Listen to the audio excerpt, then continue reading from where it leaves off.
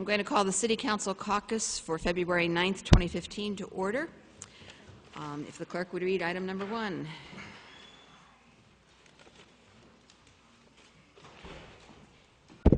Item number 1, a local law amending Chapter 264, Section 14 of the Schenectady City Code establishing a waterfront mixed-use district.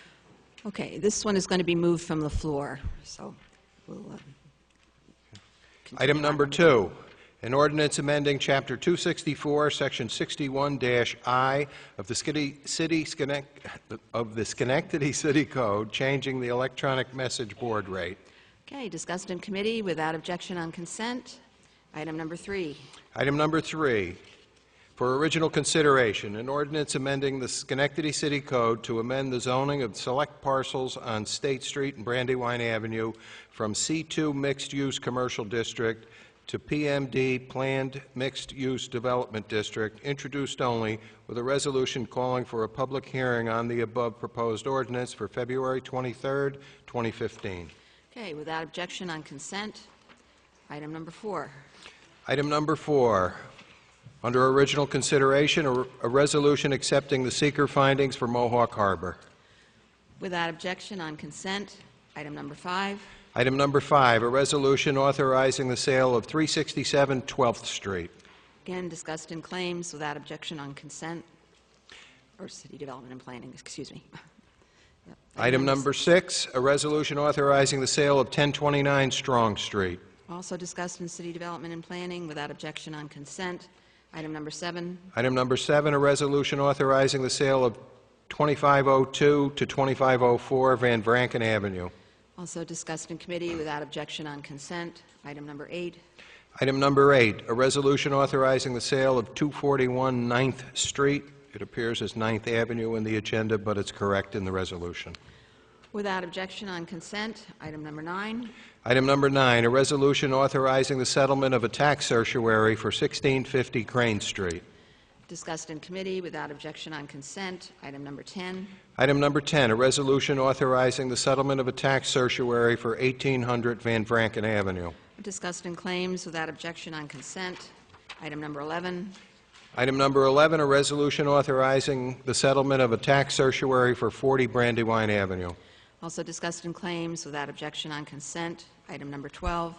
Item number 12, a resolution authorizing the settlement of a tax certiorari for 1650 Erie Boulevard. Also discussed in claims without objection on consent. Item number 13. Item number 13, a resolution authorizing the settlement of a tax certiorari for 1204 Eastern Avenue. Also discussed in claims without objection on consent. Item number 14. Item number 14, a resolution authorizing the settlement of a tax certiorari for 124 Clinton Street. Also discussed in claims without objection on consent. Items 15 and 16 are going to be held for 2 weeks. Item number 17. Item number 17, a resolution recognizing the charitable action of Jenny Carpin. This will be taken out of order. I don't see Ms. Carpin here yet, Okay. so she said she was coming. All right. Well, let's try when we get to it, and if she's not, I'll hold it. Okay.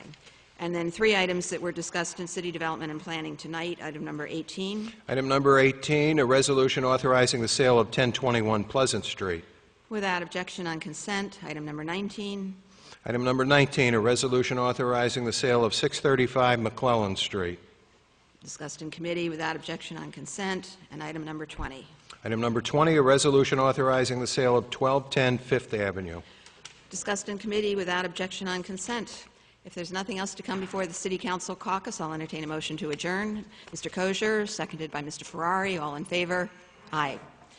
All right, I will now call the City Council meeting to order for February 9th, 2015, and ask that you rise for a moment of silence.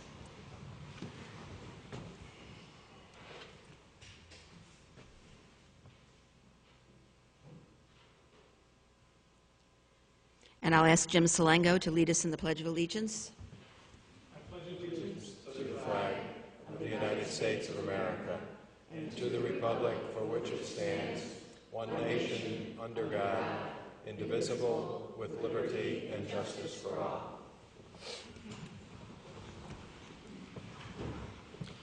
All right, if the clerk would call the roll. Ms. Barrazo? Ms. Porterfield? Mr. Ferrari? Mr. Kosher? Mr. Riggi? Mr. Mutavaran? Ms. King? Present. All right, we have one possible out-of-order resolution. Is Jenny Carpin here? Jenny, no? Okay, then we will hold this for 2 weeks. We have no public hearings. I'll entertain a motion to approve the minutes for February 9th, 2015. Okay, Ms. Porterfield, seconded by Mr. Ferrari. All in favor? Aye. Thank you. Communications and petitions. Okay, there are no communications or petitions for the council tonight. Okay. Committee reports. Ms. Perazo. Thank you. With regard to the Finance Committee, we had a great presentation from Mr. Coluccio and Ms. Adamak last Monday that outlined how the city was going to start to accept payments on the website. So more to follow on that, but we expect that to be up and running around springtime. So any payments to taxes or whatever the case may be can be done so online now. So stay tuned for that. Under government operations, in that same vein, we've been talking as a council for quite some time about interest rates for homeowners that fall on hard times and may fall in arrears temporarily. And the council has decided to work on an education initiative because really, if you're keeping up with your payments little by little, it's a tremendous difference in how the interest rate accrues. So we will be putting out some information and pamphlets going forward, which will dovetail very nicely with the addition of the online payments. Okay, very good. Any other committee reports? Ms. Porterfield. Thank you. For health and recreation, believe it or not, we're starting to talk about things to do in the parks. I know if you look outside today, you may not think that that's something that's on our mind, but it is. So we're going to be having a meeting on February 19th at 5:30 here at City Hall. The room will be confirmed. Health and recreation will be meeting. There is a group who will be coming to talk with us some of the things that they'd like to see in the park, so we can start preparing ourselves to get ready to do the improvements that need to happen in our parks. So thank you. It's nice to think spring. Any other committee reports? All right, if not, we're going to move back then to the out-of-order resolution. Mr. Riggi.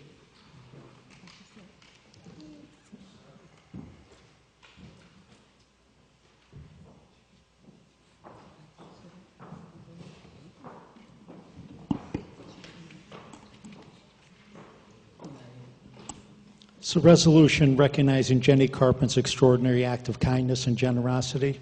You have the floor. Thank you. Whereas Jenny Carpin, a resident of Mount Pleasant, nursing student at Schenectady County Community College and cashier at Walmart in Rotterdam, was working on December 5th, 2014. And whereas on that date, Ms. Carpin was checking out an elderly customer who did not have enough money to pay for his groceries and food for his pet. And whereas instead of making the customer return the items he could not afford, Ms. Carpin paid for the groceries and pet food with her own money. And whereas after another customer noticed her act of generosity, offered to reimburse Ms. Carpin, who declined the offer, citing store policy which prohibits employees from accepting money from customers. And whereas at no time did Ms. Carpin seek accolades or reimbursement for a good deed. And whereas the public would not have become aware of the occurrence but for Walmart's management, who contacted media outlets. And whereas later, while being interviewed, Ms. Carpin explained that what she did was no big deal and that such acts of generosity should be done every day. And now, therefore, be it resolved that the Mayor, Gary R. McCarthy, and the City Council do hereby pause in their deliberations to recognize the character, generosity, and kindness of Jenny Carpin. Madam President, I move the resolution. Okay, seconded by Mr. Mutavaran. All in favor? Aye. Congratulations.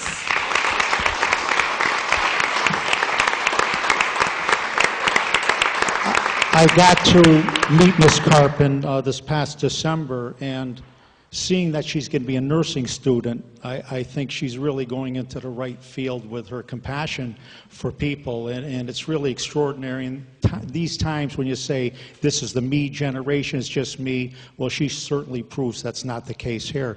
Ms. Carbon, would you like to say a few words? I just want to say thank you to everybody. If everybody can just look in their heart and then kind of do the same thing, just help somebody else that you know, or even smile. That helps a lot. It goes a long way. You're so right.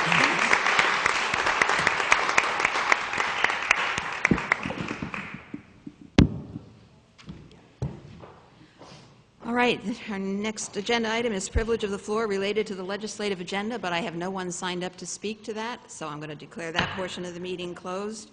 We will move on to approval of the legislative agenda. Okay, Mr. Kosher, seconded by Mr. Mudavaren. All in favor? Aye. And then we have item number 1 to be presented from the floor. Okay, I'll let the clerk just read that one for us first. Item number 1, a local law amending Chapter 264, Section 14 of the Schenectady City Code, establishing a waterfront mixed-use district. Okay, so Mr. Kosher has moved that. Is there a second? Okay, Mr. Mudavaren, all in favor of moving this to the agenda? Aye. Okay. Then, is there any discussion? Ms. Porterfield. Yes, with regard to this particular part of the legislation, I'd like to make a motion to amend this legislation by removing Section 264.14H3, which currently reads, electronic sign display cannot change more than 8 seconds unless otherwise authorized by the Planning Commission. Given the fact that we just passed tonight by the council the comprehensive legislation that covers it all over the city for the 8 seconds, this really makes this duplicative and unnecessary. I'd like to point out that it does not change the intent of this legislation in any way, and actually it makes it more effective. If we need to change this particular rate of signage all over the city, we would only have to make one change to the legislation that we've passed tonight, and then that would apply to everything all over the city. So for that reason, I'd like to amend that we remove that from the legislation. Okay. Is there a second? Mr. Kosher, any discussion? If not, all in favor of the amendment, please signify by saying aye. Anybody opposed? Any abstentions? All right, then we will go back to the original item for consideration, the local law. Passed it. It's passed with the amendment. Oh, okay. I've just been told that when we pass the amendment, that also passes the original motion. So we're good. So that's good. All right, we will then move to privilege of the floor regarding city business. I have 3 people signed up to speak. Joe Rodriguez. He left? Okay. Joe Piazzo. He's coming up. Okay.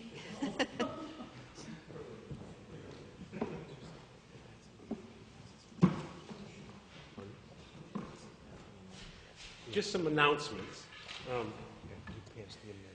Let's see. Some events that I've been working on, I think. On this Sunday, February 15th, there's a film showing, Ghost Town, the Hebron story, at 2 p.m. at the Islamic Center of the Capital District. That's on 21 North Lansing Road in Schenectady. It's right off of Central Ave, right before the county line. This is a very interesting film. It's by a local filmmaker. Ghost Town, the Hebron story is a documentary directed by Ellie Bernstein and narrated by Martin Sheen. It tells the story of the ongoing conflict between Israel and Palestine with a focus on the city of Hebron, a microcosm of religious and political conflicts in the West Bank. Ellie, like I said, is a local filmmaker from Albany. I recently met her, and I was very impressed by her talent. I was frankly blown away by her courage, if you could use the word chutzpah, for a woman to go alone into that region of the world with a camera and walk around the West Bank and capture this type of story and bring it back here for us to look at and discuss. I was really, seeing the film really educated me, and I learned a lot about the issues, and it really kind of changed my knowledge of the issue profoundly. So I decided to help her distribute this film. I've been down to the Islamic Center. I spoke with members of the center. Everyone is invited. This is a free showing. It's open to the public.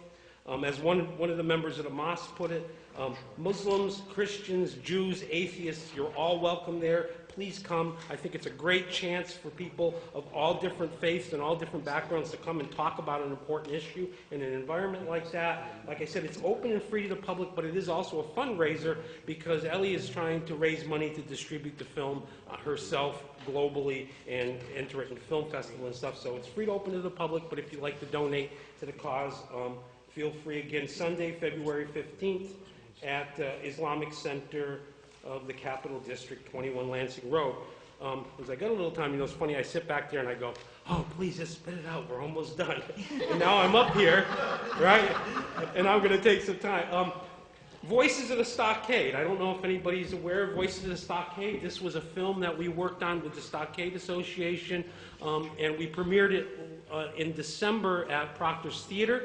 It's 2 years in the making of oral history of the Stockade residents. We have Warner Fives, Jim Smith, Harold Schwindwind, Mary O'Brien, Mary Morrow, Joe Fava, Peter Hornby, Gene Zegger, Susan Sherwood, Malcolm Wilson, Neff Dietrich, and Jesse Malecki are all featured in this DVD.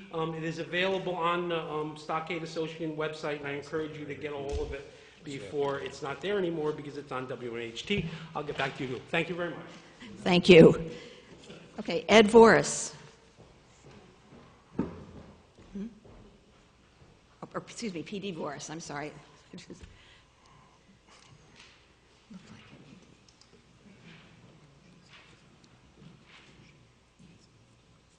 Thank you for the introduction. I'm here mainly to speak to the President of the Council. I was not aware that you were reappointed. I have not heard that you were reappointed to your position during this year. I have not seen it in hard copy. That doesn't mean it didn't take place. I'm saying I'm not aware that you were reelected for another year.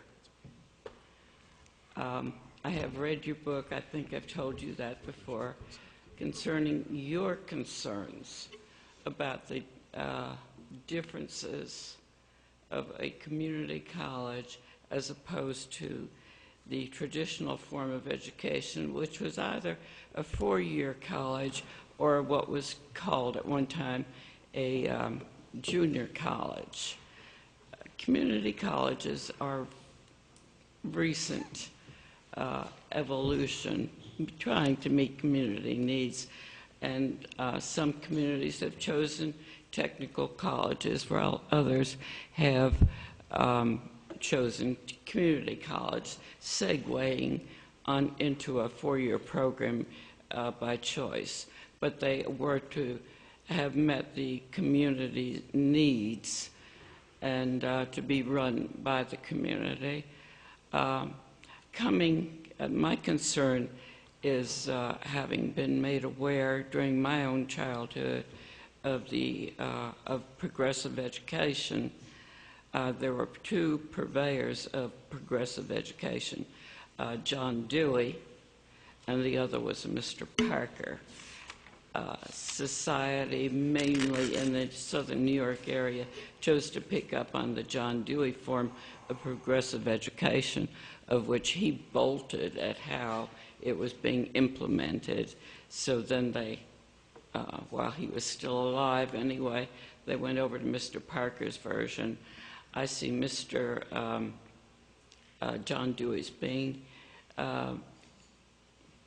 purveyed again, and much in the same manner that he was displeased with back then.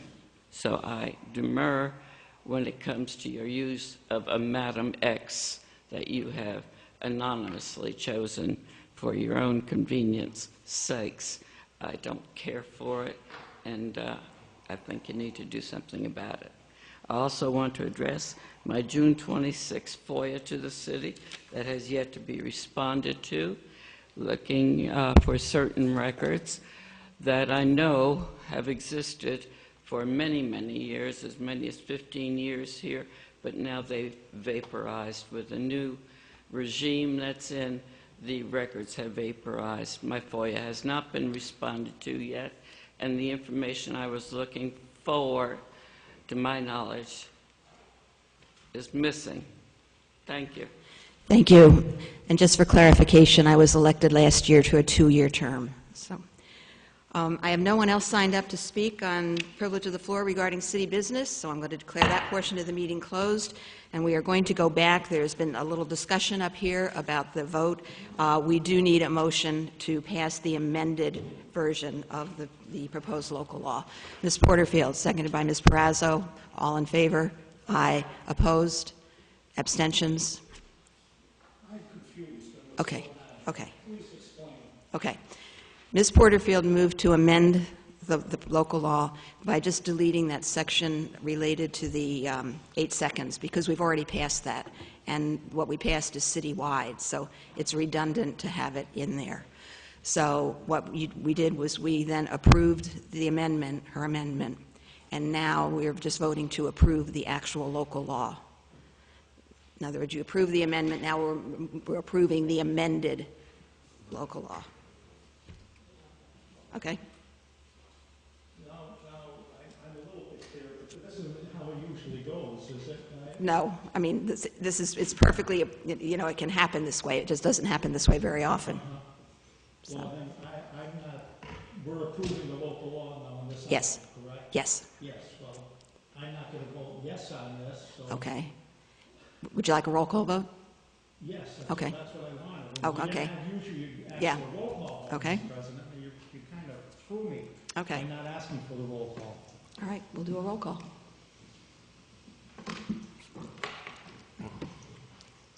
Ms. Perazzo? Yes, as long as we're doing a roll call, I'll take this time to recognize the hard work of the Planning Commission. I attended the 4-hour meeting, and they really took their time. They asked a lot of questions, and they went very carefully and methodically through the process. And so I just want to recognize the hard work of the Planning Commission, because they don't really get the public recognition.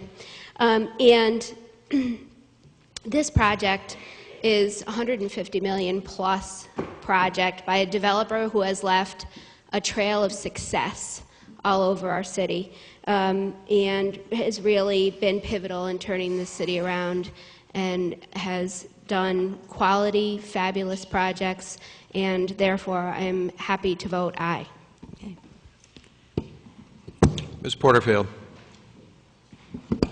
Thank you. I'd also like to just make a few comments, because, you know, people send emails and they have questions and they want things that to be addressed. And so I took the time to look at not just what's happened here, because I have attended the Planning Commission meetings, those 4-hour meetings, but been able to find out a lot of information, which I found extremely helpful in making my decision. And in addition to that, I decided to take a look at similar projects across the United States. And there's one place in particular that I visited, the Baltimore Inner Harbor, which is, you know, a development along the water, and it's some place that I've been. So, you know, I know what it looks like and all that. So, in taking all that into consideration, and the success of these particular projects across the United States, and what's being proposed here, I'm extremely comfortable to vote aye on this particular piece of legislation, and look forward to the Mohawk Harbor project moving forward. Thank you. Thank you. Mr. Ferrari? Madam President, after giving this thoughtful consideration and time, and speaking with many people of our community, it is imperative for us to look towards what will be rather than what was. And so I'm honored to vote yes on this legislation. Okay, thank you. Mr. Kosher? Yes. Mr. Riggi? Yes, thank you. I just feel like I don't have enough visual concept of what this monumental zoning change is going to be. I just want to touch, feel, and see it, and I don't feel like I'm capable of making this decision without being able to do that. It isn't that I don't trust the Planning Commission. It isn't that I don't trust the developer on this. But this is a monumental zoning change that we're approving tonight. And I just don't feel I'm qualified enough to make this without being able to see it. I'd like to see things, and I don't know why this council hasn't been presented with renderings to see what this looks like, or a model to see what it looks like with the signage and whatnot, because that's what we're approving tonight. And I just don't feel comfortable with that at all. This is a major, major zoning change, and I don't feel comfortable with this. I don't have enough information. I haven't seen it.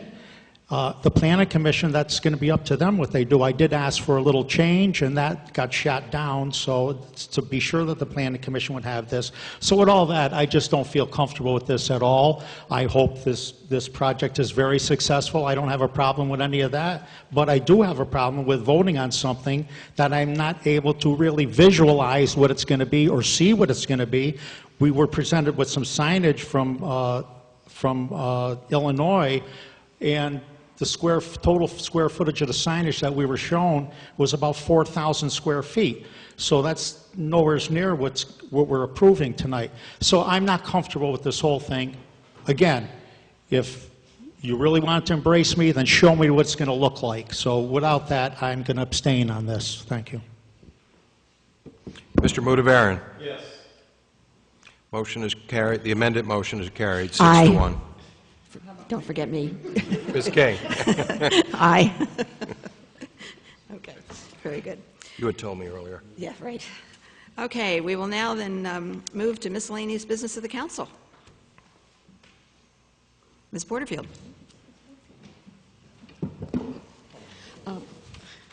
I just wanted to announce that there's going to be a movie this Friday at the high school. It's called The End of Summer, and it's in tune with Black History Month, and it's about the civil rights movement in 1964, and the civil rights in 1964. And the person who wrote it is a local person, the daughter of Shirley Radine. So it's free.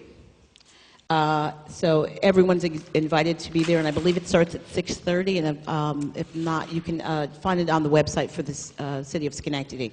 But again, it's a free movie, and it's some historical facts in there, and written by someone who actually grew up in Schenectady, so it's always exciting to have someone who grew up here to come back and to be able to present these things. So thank you.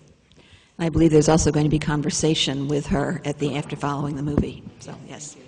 Good. Anyone else? Mr. Ferrari.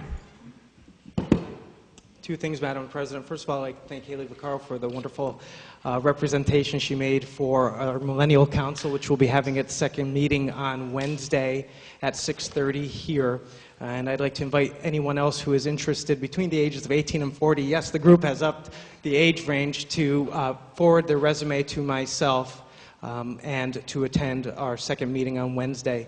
Also, a new business has opened up on Upper Union Street this morning, Cuffs Cakes, offering goodies for those who are hopefully not on a diet. But it's two young entrepreneurs who are making a difference in our city, and I invite everyone to participate in tasting what they have to offer. Thank you. Very good. Anyone else? Mr. Iggy. Thank you, Madam President. Just want to remind people, again, we've been experiencing some snow the last few weeks in the city, and please don't plow snow across the streets. Do not snow blow into the street. Do not shovel into the street. It just makes it much tougher for our guys to get their job done. And, just be considerate, I think, is the thing. I want to announce that the Bellevue Preservation meeting that was scheduled for this Thursday, February 12th, has been canceled due to weather and the cold. But I do want to say that the farmers market, sponsored by Bellevue Preservation, is looking for vendors to participate in the market from June to September. If you're a vendor and know of a vendor who might want to join this growing market, please call 393-0403, 393-0403 for further details, or you can contact me and I'll make sure it gets to them. Thank you. Thank you. Anyone else? Mr. Kosher. If I can, Just a reminder that the applications are now online for the Community Development Block Grant year. They had a public hearing, I believe it was just Saturday, and unfortunately I didn't attend, but I know several of the council members did. So that information is available online in addition with the application and the process and the new timeline as well. So again, thank you to Jackie Mancini, and I'm sorry? There's another meeting this Wednesday, and let me pass this over to Ms. Porterfield if I can. But as a reminder, and one other quick thing, the senior enhanced star exemptions, March 1st is the deadline on that, so please, folks, now wait a minute now. Let's take two. Stop. Take two here. It is the senior enhancements that are due March 1st. I know that for a fact. And last year we were all required to do the star exemptions online. But once we've done that last year, we are no longer required to do that. It's just the seniors who are receiving the enhanced star that have to reapply every single year. So let me pass this on to Ms. Porterfield, and we'll take two on this. And again, stay safe and drive safe out there. Thank you. As Mr. Kosher said, they did the first public hearing for the Community Development Block Grant was this past Saturday. There will be a second meeting this Wednesday at 6:30 at Bridge Christian Church at 635 Crane Street. So people who are interested in giving their input into how the CDBG money should be spent or want to talk about projects for their community are invited to come. Again, at 635 Crane Street, Bridge Christian Church. Thank you. Thank you. Anyone else? Okay. Mr. Mayor. Thank you, Madam President. Again, thank the council for moving this ahead to keep this significant project for Schenectady and regional project moving. Councilmember Porterfield mentioned Baltimore. I had conversations with Stephanie Rawlings Blake, who's the mayor of Baltimore, who talks about that significant development of Inner Harbor and the good things that have come out of that and how that's changed really the image of Baltimore. Had the opportunity also to have conversations with Michael Nutter, the mayor of Philadelphia, who I don't think personally is necessarily a big proponent of gambling. Could not speak highly enough of the Rush Gaming team in terms of their commitment and their follow-through when they said they were going to do something, and how pleased he was with the end result in the casino that is in Philadelphia that they run. So it gave me a level of confidence, again, for the decisions that we've made, the team that we've put in place, and the project that's moving ahead in this community. As Mr. Riggi pointed out, we've had a little bit of snow. Again, we're probably going to get a little bit more tonight. The crews are generally staying ahead of it. If people do see problems, feel free to call my office or the hotline number. Again, when you're out shoveling your sidewalk, one shovel on each side of a fire hydrant opens it up in the unlikely event that we have to access it, but it's better to have that clear than have fire department personnel wasting time when you have an emergency clearing a fire hydrant. So, thank you, Madam President. And I just want to commend everybody for coming out tonight in this weather. Not the best driving conditions in the world, but anyway, with that, I will entertain a motion to adjourn. Mr. Kosher, seconded by Mr. Mudavaran. All in favor? Aye. We are adjourned.